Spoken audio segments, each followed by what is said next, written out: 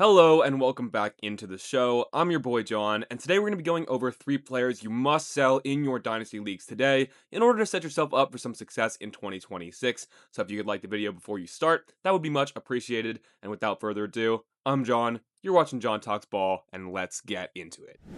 Alrighty, so moving into the most predictable sell of today's video, it's going to be Kenneth Walker III, of course, the thumbnail player. And I just covered Kenneth Walker in a Discord-only team breakdown video, so come pop over into the John Talks Ball community Discord in the link in the description if you want to come check that out. But with Kenneth Walker, he's a guy who's set up to crush on paper heading into 2026 and his age 26 season, but I do think a lot of that is the reason why we're going to be getting out on Walker as well.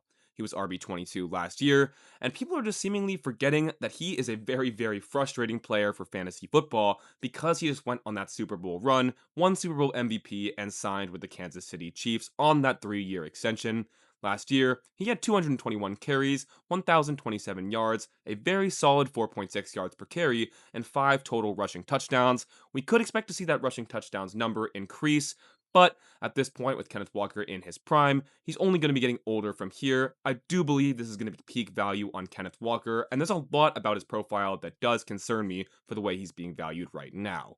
Kenneth Walker features an extensive injury history, and 2025 was the first season he managed to put up all 17 games healthy, and I do think a lot of that is thanks to the fact that they were mixing him in with Zach Charbonnet. Having that shared role allowed Walker to stay free of those deep tissue injuries, such as those hamstring issues he's had for a lot of his career. So, I do think Kenneth Walker is mostly a sell because perception of him right now just doesn't match his reality as a player. He's currently ranked overall at 50th on Keep Trade Cut, 57th in my personal rankings, and although that's not far apart, a lot of the reason why I want to sell Kenneth Walker here is just because of the kind of return you can get when selling Walker. Some trades I saw on the Dynasty Daddy trade database. Firstly, I saw Kenneth Walker and a fourth in 2027 combined to get a 2027 first round pick and a 2027 second round pick. That's something I would easily be taking in a situation where I can get off of a running back who's going to be 26 soon and only aging from there for some picks in an elite class, a first and a second to be precise. That's just way more valuable than you should be considering Kenneth Walker for. Another deal I saw to move off of Kenneth Walker was going to be Kenneth Walker exchanged for Brian Thomas and KC Conception. This one is another easy deal to make for me, although I know it might be a little more polarizing to other people out there. Brian Thomas is making a lot of noise at camp and is still a very young wide receiver who hasn't even turned 24 years old yet, and we've seen that wide receiver 1 ceiling from Thomas with Conception, a wide receiver who just got drafted in the first round, so he's going to have that value insulation for a long time. We're at the point where an injury to Kenneth Walker that had major longer term implications would be very, very damaging to his dynasty value. I would cash out now when it's seemingly at the highest point it's going to be. Probably, if possibly, for the rest of his career. I would cash out on Kenny Walker and see what you can do with him in your leagues. Moving into our second player of today's video, it's going to be James Cook of the Buffalo Bills. But before we get into the sell case on Cook, if you're enjoying the video this far, hit that like button, comment down below to let me know you're here, and subscribe to the channel if you're enjoying my content and want to see more. Helps out a ton. So with that being said, let's take a look at why you should sell James Cook. With James Cook, I do believe he's a pretty cut and dry value sell. Currently player 32 overall on Keep Trade Cut, which is very, very aggressive for a running back who's turning 27 years old this season. I know that might be shocking to some, but James Cook is already pretty up there in age, and not everyone realizes that yet. Sorry, I am a little bit sick today. But overall with Cook, he's just severely mispriced. You can currently get players such as Egbuka, Carnell Tate, and he's not that distant from Ted McMillan on Keep Trade Cut rankings. You're essentially now paying for past production with James Cook, who's managed some very impressive fantasy seasons as of the past few years, such as leading the league in rushing last season. But we're kind of entering a point with Cook where he's likely in the final year of his prime. We know when these running backs hit 28 years old, they typically start their decline, so I do feel that this is the peak price we're going to see for James Cook. It's very, very unlikely he repeats the success of last year, even on a Buffalo Bills offense, and the cash out price for James Cook right now is just far too juicy not to take. So let's take a look at some trades on how you can get out of James Cook. Starting here, we see James Cook and Mike Evans paired together to get Marvin Harrison Jr. and a 2027 first. In my recent Arizona Cardinals Dynasty team breakdown, I highlighted all the reasons why Marvin Harrison Jr. is a huge buy right now in Dynasty Fantasy Football. So, to be able to get him and a 2027 first in exchange for James Cook and the 32-and-a-half-year-old Mike Evans, who only has so much longer in the league, feels like a huge steal to me. Marvin Harrison is still a very young and talented wide receiver who's going to have value insulation for a long period of time, versus two assets who are obviously Cook still in his prime and could put up a strong season, but Mike Evans on his way out, and that 2027 first is only going to grow in value. Give me the Marvin Harrison side there with ease. Down below, another trade for Brian Thomas Jr. was made. Brian Thomas and a 27 second for Cook. This one is a little dependent on how you feel about Brian Thomas, but to me, getting out of James Cook into a guy who's about to be 24 years old, still 23 for now, in Brian Thomas, who showed us that elite wide receiver one upside, and getting a 2027 second on top of that is a deal I would certainly be making. With that being said, let's move into our third dynasty sell of today's video. Moving into my third sell of today's video, it's going to be Jalen Waddle of the Denver Broncos. And with Jalen Waddle here, we know he just had a team change moving to the Denver Broncos in exchange for a late first round pick, as well as some other draft pick compensation. He's going to be turning 28 years old in season, which kind of snuck up on me and I'm sure some other people in the Dynasty community. Jalen Waddle already turning 28 this season is pretty trippy, as it just feels like yesterday he put up a monster rookie season. I do think the biggest issue with Waddle's price today is just that the team change is inflating his value, as well as the fact that after a wide receiver does turn 28, it kind of seems to just go downhill from there from a value perspective. We know that Dynasty is primarily a value game rather than a fantasy points game, so I would happily sell Jalen Waddle for some of the wild amounts of compensation people are getting out there on the Dynasty market. Not to mention, the Broncos defense is still likely to be one of the best 5 defenses in the league, so you do have to ask yourself how much Denver is going to be needing to push the ball in the passing game, especially when they have that 3-back committee now of J.K. Dobbins, R.J. Harvey, and the newly drafted Jonah Coleman. The ceiling, in my opinion, is just not really there with Jalen Waddle compared to some of the things you can get from trading him, not to mention Courtland Sutton is in those rooms as well. So let's take a look at what you can get for trading Jalen Waddle on the market today. Over on the Dynasty Daddy trade database, which pulls off real deals from sleeper leagues that play Dynasty, we see Jalen Waddle moved for multiple instances of a 2027 first. Honestly, I don't care if that 2027 first projects to be mid, late, or even early. Either way, I think moving Waddle for a 2027 first will pay you dividends in the long run. A lot of things could happen to Jalen Waddle in season this year, but you know a 2027 first is always going to grow in value, and we know this class is set up to be gold.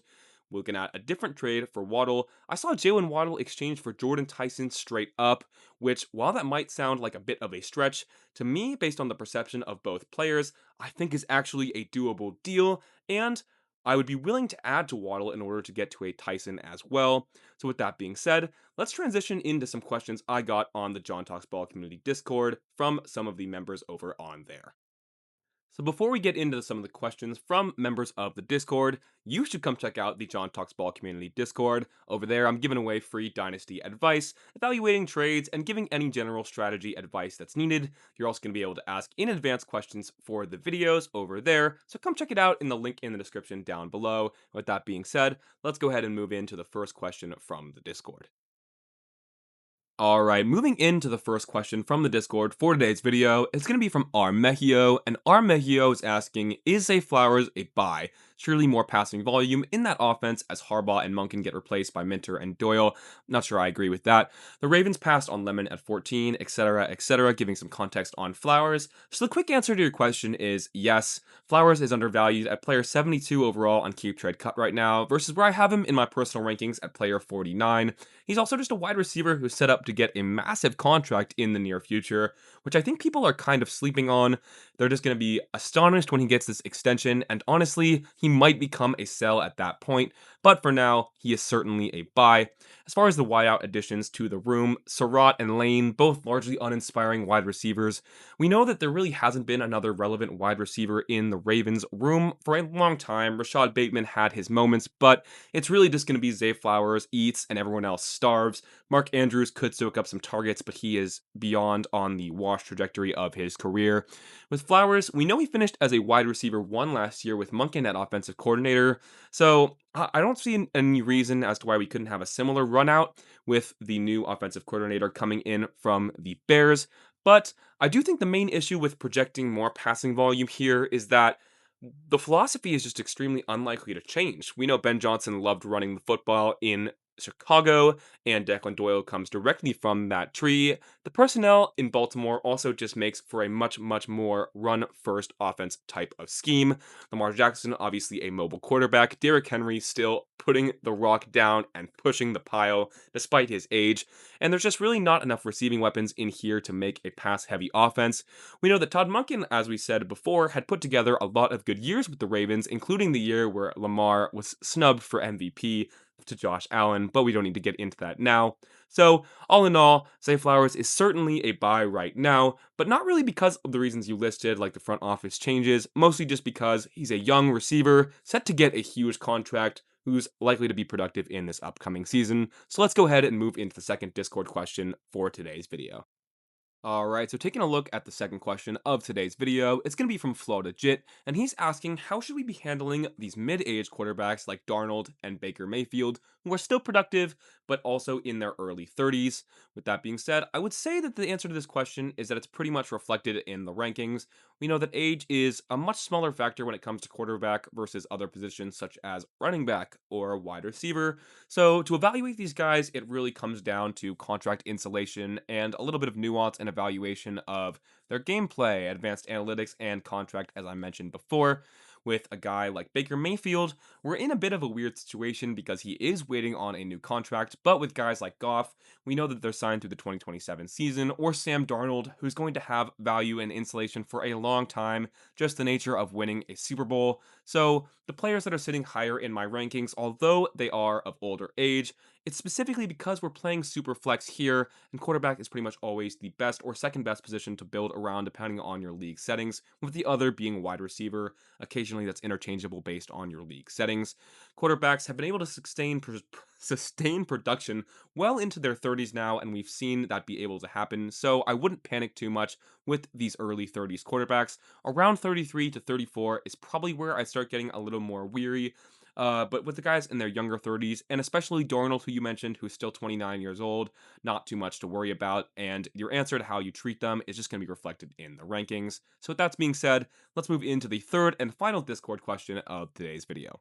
Alrighty, so moving into the final question from the Discord of today's video, it's going to be from Biggie C, who's asking, how are you viewing the Browns receivers, particularly Conception and Boston? Being on the Browns would hurt their ceiling, but these guys have the draft capital and talent to do it and have dynasty value. So, great question here from Biggie C. We've been hearing a lot out of Browns camp, and specifically, it just feels like the Browns get a lot of extra media coverage thanks to Shador Sanders.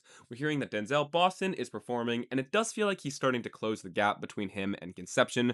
Conception is still the much better prospect, hence why he went in round one. Unfortunately, the Browns are just going to suck this year. I have zero faith in Deshaun Watson and Shador Sanders. So really, if nothing changes in that quarterback room, they're just all going to have a terrible year. It feels like we're not going to see a single top 24 wide receiver from the Browns. There's a chance Harold Fannin does something, but the tight end position is entirely different, and the threshold to be successful in fantasy is just much, much lower. So, with these wide receivers, Conception and Boston, I do imagine that their value might go down in season, and that is certainly when I'd be interested. Prospect profile doesn't really care about the team they're on for now, with these wide receivers who have the longer careers. So, year one for both Conception and Boston is likely going to be a bit of an underlying metrics year, where we're just going to use their performance on the field independent of real statistics like receptions, yards, etc., to evaluate how they're going to be moving forward. The Browns are seemingly just in tank mode and will be drafting a quarterback in 2027, so I would certainly not be fading Conception and Boston. That would be a rookie mistake to make by fading these guys in Dynasty specifically because the situation sucks now. With that being said, let's go ahead and close out the video. As always, I hope you enjoyed the video where I covered 3 players you should be selling in your Dynasty leagues, as well as some questions from the community Discord. If you enjoyed the video, hit that like button, comment down below, let me know you're here, and subscribe to the channel so you never miss a video. If you're looking for more from me, I'm over on the John Talks Ball community Discord. In the description down below is where you'll find that link. And with all that being said, I'm John, you're watching John Talks Ball, and I hope you have a great day.